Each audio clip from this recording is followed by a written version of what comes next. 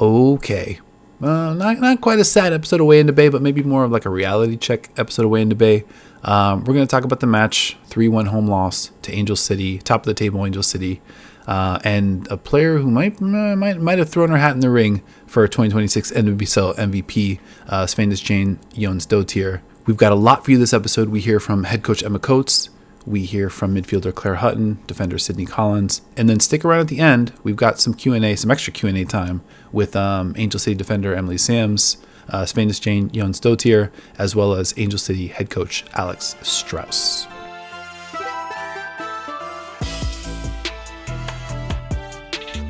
Okay, let's get into it. Mentioned it up top, 3-1 home loss to Angel City. There were some weird parts about this one because it felt like, and I wasn't really sure how to take it because it didn't feel like Angel City was playing all that particularly well. You know, I'm going to jump to some stats here to kind of reflect that, but the fact that they were able to produce that many goals in that fashion without playing amazingly beautiful football, let's say, pretty scary. But I mentioned some of those stats. I want to look at these 6 stats. They're basic, just because they were all really in the same ballpark, and Angel City had a slight advantage in all 6. So possession, 52-48.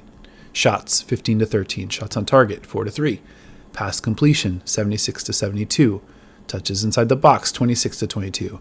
Shots inside the box, 10-8. So all of those within range, but then big chances, 5 for Angel City, 0 for Bay. You know, that goal from Taylor Huff was a great feat of accomplishment and just sheer toughness. Awesome to see. But Angel City kind of dominated the quality of the chances and those big kind of swing moments in the match. I thought one bright spot for sure, 35-year-old Cristiana Girelli, who came over from Juventus. I thought she played really, really well. There were, I don't want to say some questions, but, you know, an older player coming into the NWSL, I think for the first time. I'm pretty sure we got that right. You know, see how I think physically what that would look like. And Girelli looked awesome, strong, well-conditioned, impactful, you know, positioned all over the pitch, you know, especially in the first half, looking to facilitate. I think as the match wore on, you know, she looked like she got tougher and stronger and, you know, more willing to kind of like face goal and really try to see how much pressure she could put on that Angel City defense. Gets the assist in this one to Taylor Huff. Showed real muscle on that play. Taylor Huff also incredible toughness. Smacks the turf, you know, when she sees that ball go in.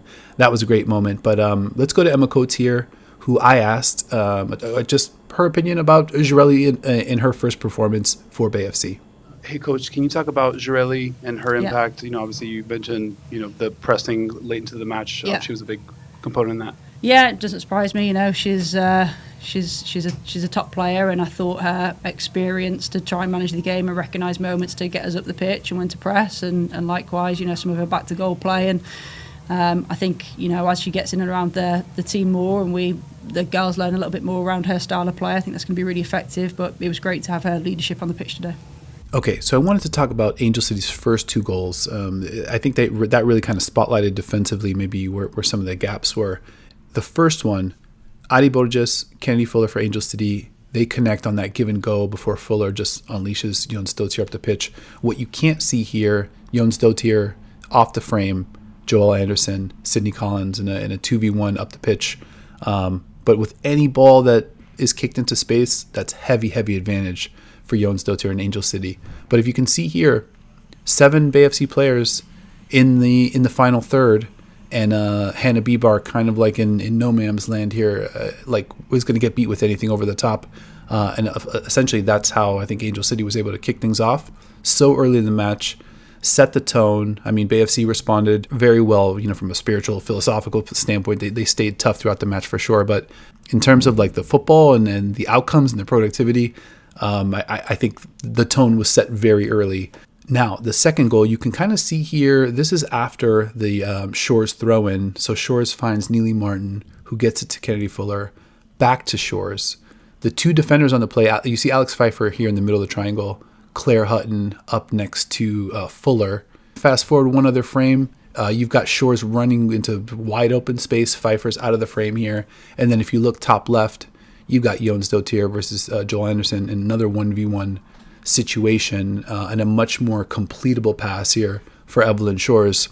This one ends up being the second goal, where Maddie Moreau, I think, does a great job closing down space. Jons Dotier does an even greater job, kind of just the most micro of hesitations before getting it to Giselle, who smashes it home to put Angel City up 2-0. Now, had to do it. Didn't feel great, but had to ask Emma Coates about the game plan. Here's what she said. Was there a part of the game plan that you just feel like that part I got wrong?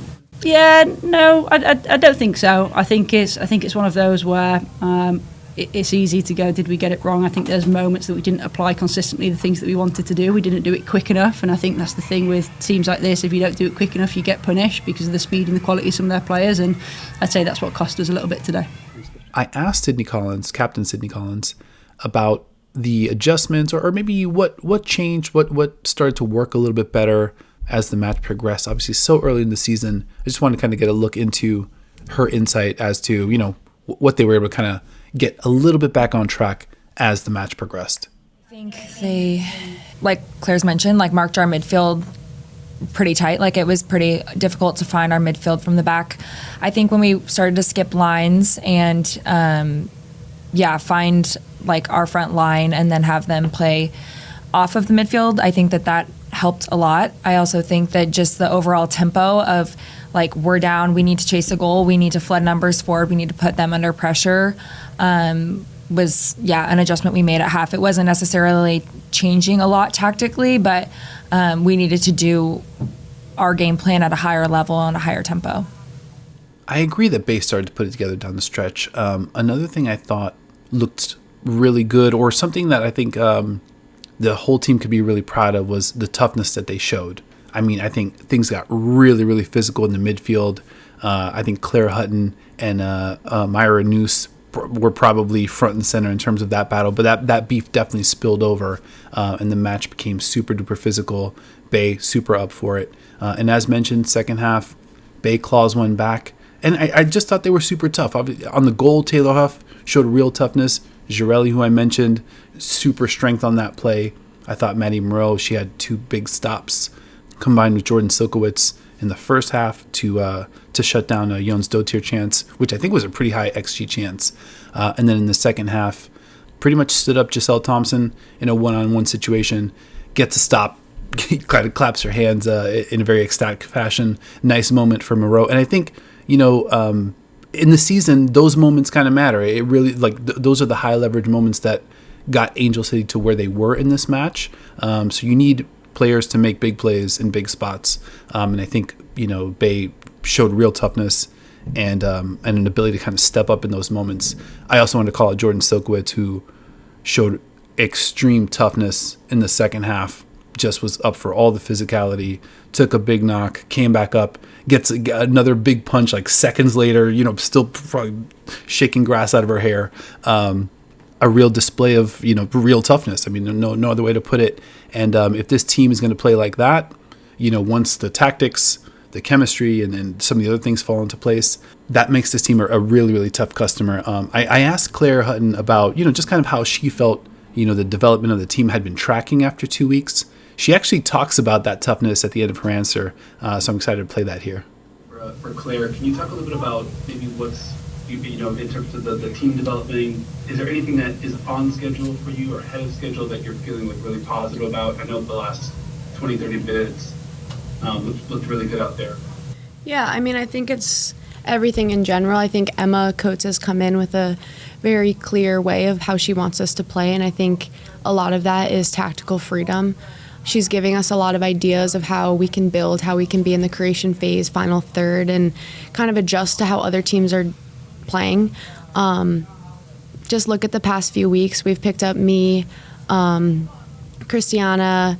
We have another player coming in next week. So it's just kind of us forming and getting those relationships, because we didn't all have a full preseason together where we got to play preseason games. So the message is clear on this team. We have players that can play. It's just now getting on the same page, continuing working day in, day out at practice, forming those relationships, the connections. It doesn't happen overnight. It happens after losses. It happens after wins. It happens after tough moments where we're going to be back on the field in 2 days working to get better. So I think Emma is just creating a really good environment for us to feel that we are here to grow, we're here to learn, and I'm excited for it. Yeah, we lost, but a loss is a great way to know how you can be better. And it's a challenge that was one of the reasons I came to Bay, is for a challenge, and I'm ready to fight alongside these girls and have the best come out of it. Okay, before we get out of here, little bonus Q&A. I talked to Angel City's Emily Sams. I asked Emily about the chemistry developing between her and Savvy King. I asked Sven Jane Jon Stoutier, player of the match, about her stellar performance. And I also talked to head coach Alexander Strauss, who takes us on a bit of a philosophical journey. So I definitely hope you enjoy that. If you are not following us over across the street at Into the Channel, the Sleepy Boys, my guy Grant Engel and I went late into the evening talking about pretty much all the major WOSO women's soccer, women's football happenings of the weekend. We talked Japan, Australia, those 3 huge matchups with the U.S. women's national team looming in April. We talked about Chelsea's full-on wobble and their draw, their surprise draw versus London City Lionesses, and what that might mean for the WSL race. We also bounced around the NWSL, got excited about the rest of the season, just 2 weeks in, but I feel like we're starting to learn quite a bit about, we're not really learning too much, but we're having a lot of fun. Either way, UEFA Women's Champions League returns this week, so it's going to be a big week for us at Into the Channel, and we've got Wednesday football in the NWSL, Bay not in action, but we'll be locked in there as well. But enough of that. This is Way Into the Bay. We're going to be covering our favorite squad, Bay FC, all season. Matches, as many as we can. Training sessions, as many as we can. Player interviews, coach interviews, whatever we can do, we're going to try to do. And shout out to our friends over at Bay FC who have been fantastic to us, super duper helpful. Shout out to Emma Coates, always willing to kind of chat, share her thoughts, share insights. We appreciate everything going on over there. And most of all, we appreciate you for hanging out, rocking with us. It's going to be a great season. So make sure you're subscribed. We appreciate you. Emily, can you talk about the chemistry that you and Savvy King have been able to develop with starting the season? Yeah, she's a great, fantastic player. I'm so happy to see her back on the field. I feel like that's another really key piece to our team and to our back line. And so just getting to know her better, building the connection over the last couple of weeks has been great. And then for Svenny, can you talk about maybe what part of the offensive game plan, what worked the best for you in terms of the strategy? I think I just got great balls in behind. So yeah, just we played well. We saw where the openings were. When they pressed high, we just went long, and I think that worked really well for us. So yeah, just happy that we got the win. Kennedy played me the ball when I scored, and it was a great pass. And yeah, it's all about timing. So yeah, it's good for me that I can be on full speed and get the ball. Then I know that I can score. Hey, Coach Steven, since the channel, there's been a lot of talk about a full off season for you, but obviously 2 wins and 2 matches. Can you drill down and be a little bit more specific about what that full off season, how that's actually, affected the results? Yeah, I think it's more complex than just I have a full off season. I think the off season has been disruptive. It's been 2 national team breaks, especially for the Americans. So off season was short with where we had kept all our players. I think, like I said last week, I think that there were times last year also we were good, even though we didn't get the outcomes that we wanted. Now we have got the outcomes the last week of these 2 games, and